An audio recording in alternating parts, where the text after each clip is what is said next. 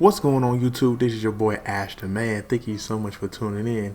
So this video is going to cover the 12 games you can experience all over again. And I want to give shout outs to Video Game Lover for doing his video in response to the Gamer2323. Now the Gamer2323 definitely inspired this video also because looking at his response to the Video Game Lover response, I'm like, man, let me get out there and do my 12 games. So without further ado, let's definitely jump into this. Now the first game that I want to talk about is The Last of Us. It's a game that is developed by Naughty Dog. It's a survival horror game that is in a third person perspective. The main person you control is Joel, and you pretty much have like the side character at that time is Ellie. Now this apocalyptic world is definitely something that's as a standard sentence, but the story of which the journey that Joel and Ellie takes is phenomenal. I mean, it's one of the best stories that you ever gonna play through on the PS3. And I remember it when it was like first announced. I was at work when I was working at the Stay hotels, and my boy Peter called me. He was like, bro, look, this new game that Naughty Dog just announced is going to be the best thing popping. And I'm like, you know, that's kind of like a bold statement because, you know, Uncharted was like the game. At that time, they had Uncharted 2, which the multiplayer and the story for that was really good. I'm like, for them to top that off is like kind of crazy. And we started looking at more and more trailers. She was like, yo, I want parts of that. And when they actually released the game, the story engaged you so much. The mechanics and everything work out so well. The enemies definitely kept you on edge in a way that you had to scramble for everything. I mean, I spent hours, playing the story. And let's not forget the multiplayer. The multiplayer kept me more engaged than I would realize. I thought the multiplayer was just going to be something simple like how Uncharted did. You got guns, you got the team and teams, then you play like capture the flag, elimination, stuff like that. But for them to add that survival feeling to multiplayer where, yes, you play eliminations, but you have to survive. You have to scramble for bullets and everything.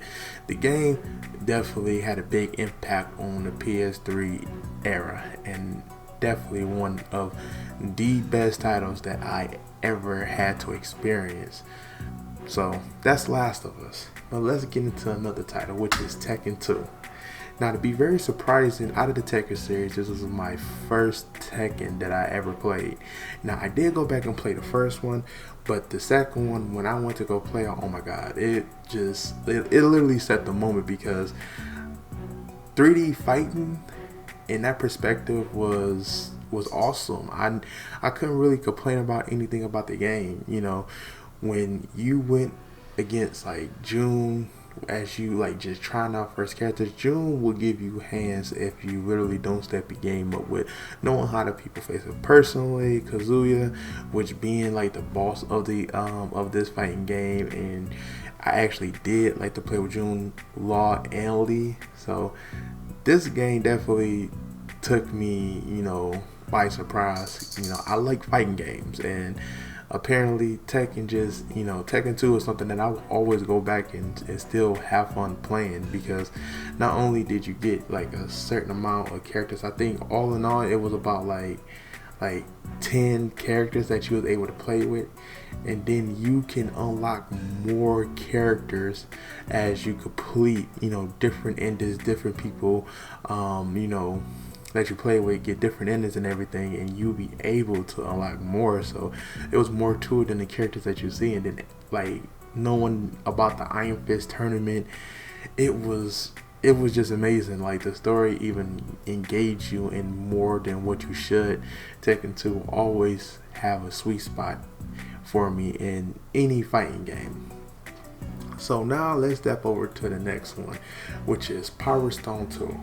Power Stone 2 was on the Dreamcast, in which of course the Dreamcast only had like a short life, unfortunately, but it definitely produced like some of the big games that we love, and Power Stone 2 was one of them. It's a multiplayer fighting game that was really good. I mean, if you had to really kind of like sum up like how the fighting is, it definitely is just like one of my, you know, like 3D over the top fighting games that really added, you know, a perspective to it that you didn't see. Like, I mean, you really couldn't compare it to anything else.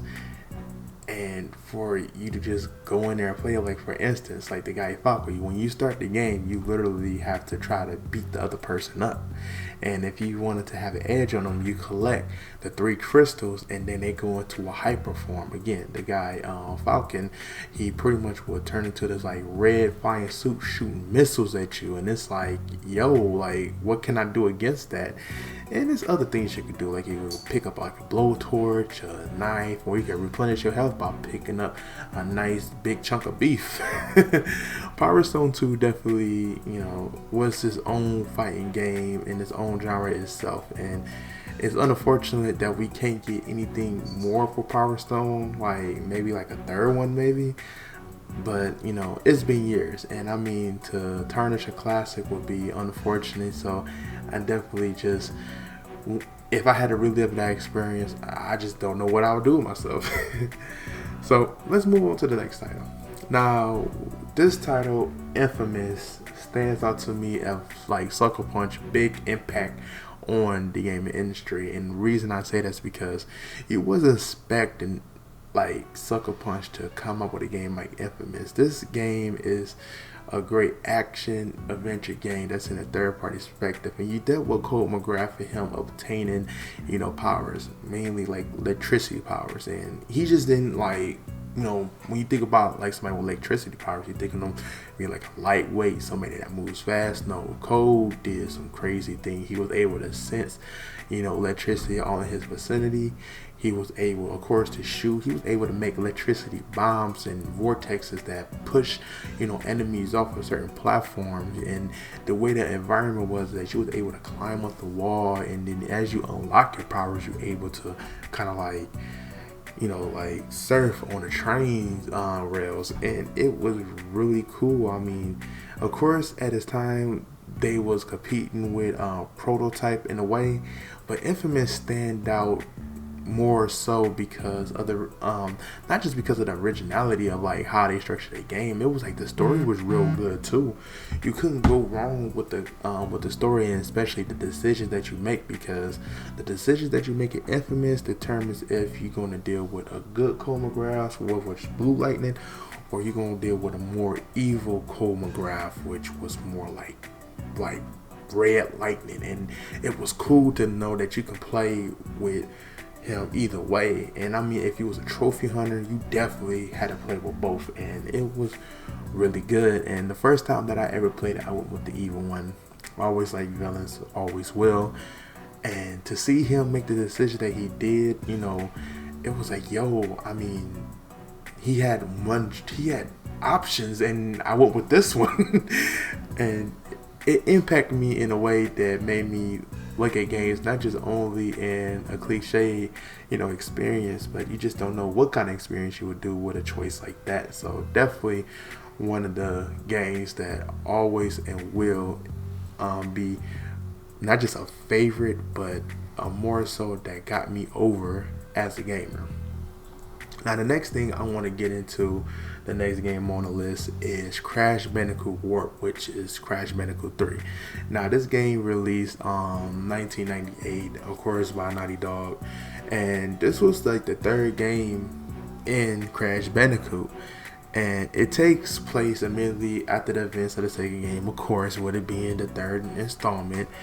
And you got a totally different Crash Bandicoot. Like, not saying that the whole game was changed, but the mechanics and the things that they added to the game, especially when Crash is the Coco riding on the tiger, and you on the Asian bridge, like jumping over things like that, and Crash is able to ride on a motorcycle.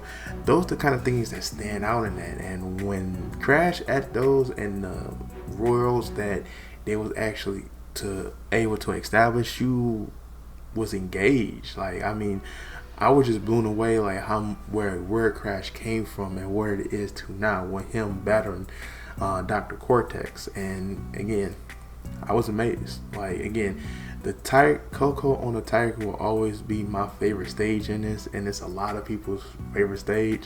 So again, I tip off my hat for Crash Bandicoot. This one really got me in there to be like, okay, you know what? Look, 1 was good, 2 was good, and 3 just blew you out the water. Love it, and I wouldn't have it any other way. Now, the next game that I want to talk about on the topic is Skies of Arcadia. Now, Skies of Arcadia originally released on Dreamcast. It was released on Dreamcast in 2000, and then 2 years later it was released on GameCube. Now, honestly, I played both versions, but a lot of people is going to hate me for this, but I enjoy playing it on the GameCube a little bit more. To me, I think it ran a lot smoother since they were able to port it over to the GameCube. And not saying that the GameCube was a better system than the Dreamcast, it's just for some reason that Skies of Arcadia, in my opinion, played way more smoother on the GameCube. Now, a lot of people will, again, argue me down about that, but that's just my opinion. But definitely, with Skies of Arcadia deals with a young pirate named Voss and his friends attempt to stop the violent empire from reviving ancient weapons to potentially destroy the world. Now, sounds all cliche, but the story definitely is engaging. I mean, the fight, like the traditional RPG style that they have in here, mixed in with their own turn and experience, is everything. And everybody already know Vast Pirate Wrath is the special that you have to unlock, because he goes ham throwing a goddamn tornado. Yo, I'm just saying, Skies of Arcadia is one of them RPGs that if you haven't played it and you call yourself a pro gamer, check this out. I guarantee you will love it. I guarantee you will love it. Now, moving on to one of the classics is Super Mario World, which is a side-scroller platform game. Of course, we already know Nintendo is the company that provided us Mario, but this game focused on Mario venturing into the dinosaur land, in which Bowser and his minions, of course, kidnap Peach, and he has to rescue Peach. The same scenario that you've been dealing with for a very long time, and something that is never going to get old, obviously. I mean, I don't know how many times Peach can get kidnapped, but guess what? We all know that we gotta grab a controller, control Mario, and get Peach back. He need his girl back, man. Don't be trying to take his girl. He'll come after you with. And in this one, it was so big because, you know, you had Yoshi that you was able to get, and not just only just like a normal green Yoshi. If you was able to make it up to the Star World, you get other colors. You get a yellow Yoshi, a red Yoshi, and a blue Yoshi. And everybody loves blue Yoshi just because you could fly throughout the board. It literally was the Yoshi that you needed to get. Now also, over the years, people had did speed runs, you know. There was ways of like getting 99 man like really fast once you get to the forest world. Some people can even beat the game quick by taking advantage of the Star World and going to the location in which they may be able to skip over a few lands to get to Bowser. Now also, there was like a little secret, space world that, definitely challenged you as a platformer for Super Mario World. You have to love that. Super Mario World will always hold a special place. And to this day, I'm still playing it. Even now on the Nintendo Switch, they have the Super Nintendo Hub that has Super Mario World. Play it. It's good. Okay.